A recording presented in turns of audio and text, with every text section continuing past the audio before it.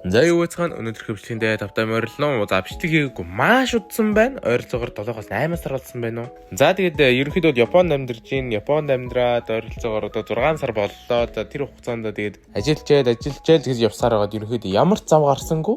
Одоо нэг арай гайгүй жоохон зав гарч байгаа тэр бичлэг хий гэж бодож байна.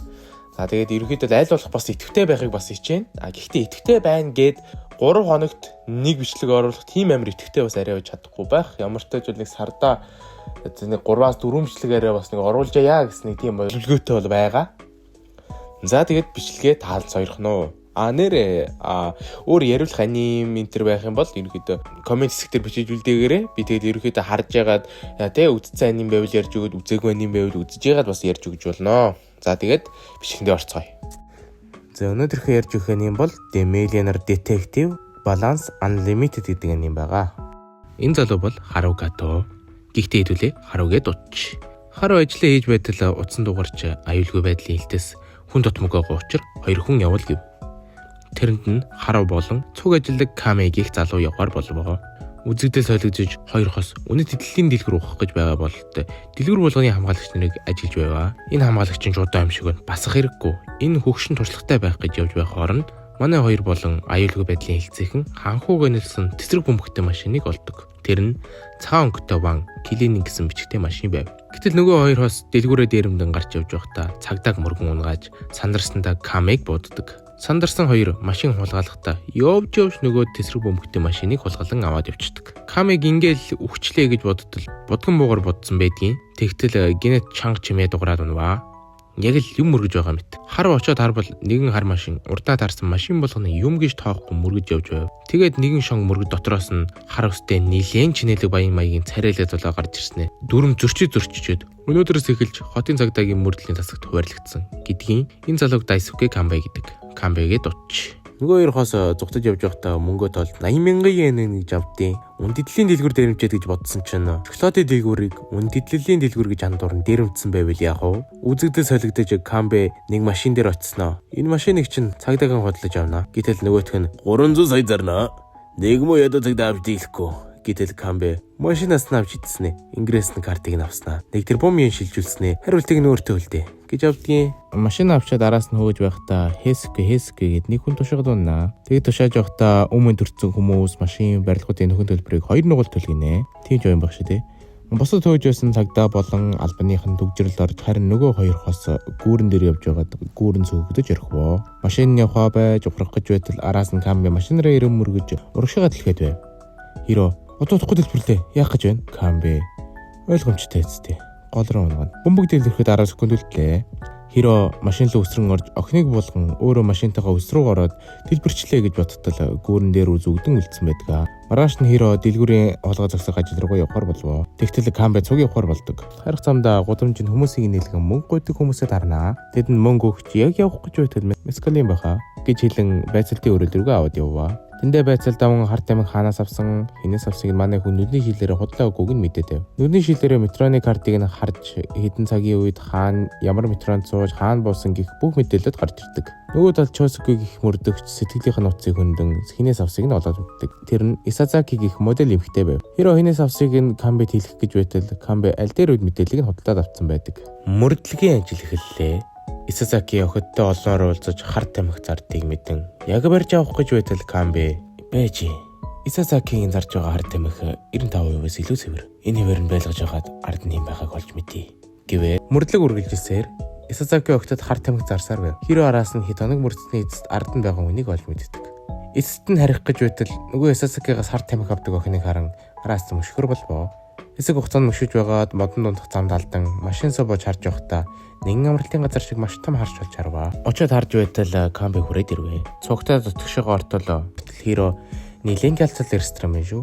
Гişүүд үйлчлүүлдэг байх хэмээн доошоо бодол нөгөө хар өстэй Исазакигаас харт тамхи авдаг охин ч юм байдیں۔ Тэгтэл энэ охин Камбайгийн тушаалаар Исазакиг мөрддөг ба энэ ресторан гэдэг газар нь Камбайгийн гэр бол таардаг. Энэ охиныг Сүзүэ гэдгээ.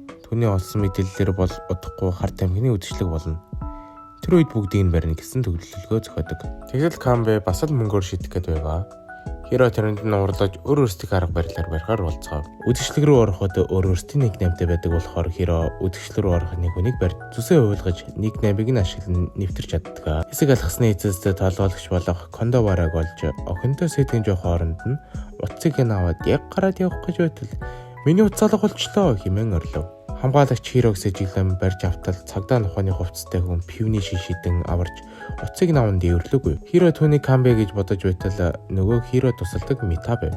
Гэтэл тэнгэрээс нисэг тэргэрснээ дотроос нь камбэ болон Цүзүвэ хоёр хортотойгоор будан ухаан алдуулж бүгдийг нь барьж авч чаддаг. Эдоныгийн дараа Хиро Шинагава явах гэж хурдны галт тэрэгэн сууж явж байтал хажуу талын хүүгийн гидсэн дуурхыг сонсон өөрийн идэх гэж байсан онийг эргээ өгдөг. Хоорондоо хэсэг ярилцаж байгаад хүүг Америк руу охин дүүгээ дагуулж явна гэдгийг мэдэж авнаа. Хироч буух болж яг гал тэрэг хөдлөөд удаагүй байтал мэдээлэл зарлааж буудал дээр зогсож байсан хүн болгоныг гаргаж эхлэвэ. Хироч зогссон гал тэрэгний араас очин дотгошоо ортол нэгэн эр эмхтэй лөө бууд болгон урдаа камер тавьсан лайв хийгээ зогсож байдیں۔ Хиро тэр царайг танин нөгөө хажууд нь сууж байсан хүү байдаг. Хиро би байна хажууд нь сууж байсан.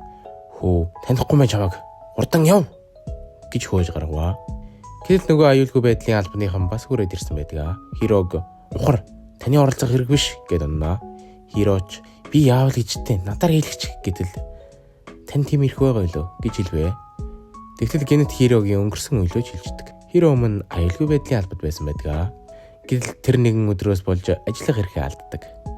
Тэр нэг өдөр нэгэн ир хүмүүсийг барьцаалсан байваа. Хиро ард нь мэддэхгүй сэмээрхэн гарч галлах тушаал аваад түүнийг будан орхитгоо. Гэтэл нэгэн санаанд оромгүй үйл явдал болов.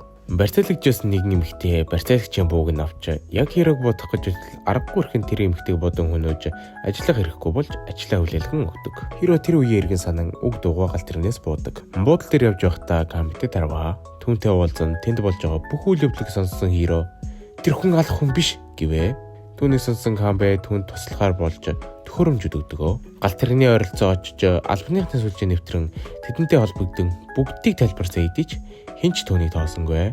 Албаныхны төлөвлөгөө болвол онгорхой цонх дээр очмогц буудах төлөвлөгөө байв. Камбэ Хирог ямар агааг асуудал Хиро түүнийг өхүүлмэргүй гэвэ. Камбэ гинэт цагаа оролдон машинсаа утаа явуулж тэр хооронд нь Камбэ болон Хиро хоёр гал тэрэг нэвтэрч чаддаг. Хиро нөгөө эдийг араас нь хальт харж лайвнд орон лайвыг нь үзчихсэн албаныхан Хиро түүнийг буудахт тушаал өгдөгөө.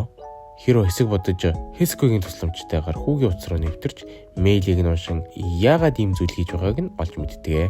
Энэ хүүгийн охин дүү хүн төвчтэй бөгөөд Америк руу явж имжлүүлэх учраа их хэмжээний мөнгө хэрэгтэй болохоор лайвын үзэлтийнхаа тоогоор мөнгө олох гэж байгаа нь тэр юм аа. Гэтэл барьцаалагдж байсан эмэгнүүд үзэх гэж байсан концертсоор хоцрох гэж байгаа болохоор галзуур нь тэр концертыг үзэхгүй байснаас үхсэн дээр гээд дайрч эхэлвэ. Тэгтэл гинэт цонхоор нөгөө концертын дуучид нэрээ дуулаад оноо. Гэхдээ энэ хэсэг дээр би яг юу болоод байгааг юу ч ойлгоогүй. Тэгж галзуурж байх хооронд хүү буугаа алдан унгаваа. Тэгтэл нөгөө буун зүгээр модулж таардаг. Камбэ түүний дүүг Америк руу авч явж имжтүүлэхээр болж хүүг харин хүн айлгаж гимтээсээ эргээр баримтлахаар болдгоо. За инхүү ингээд эхний 3 ангийн дуусчин. За тэгээ та нарт таалагдвал дараагийн ангиудыг ярьж өгж болно. Одоо би байгаа жоохон заваараа эхний 3 ангийн хийсэн шүү. За тэгээд хэрвээ таалагдсан бол лайка дараад комент үлдээгээд subscribe дараарай. За тэгээд дараагийн имчилгээр уулзлаа. Баяр таа.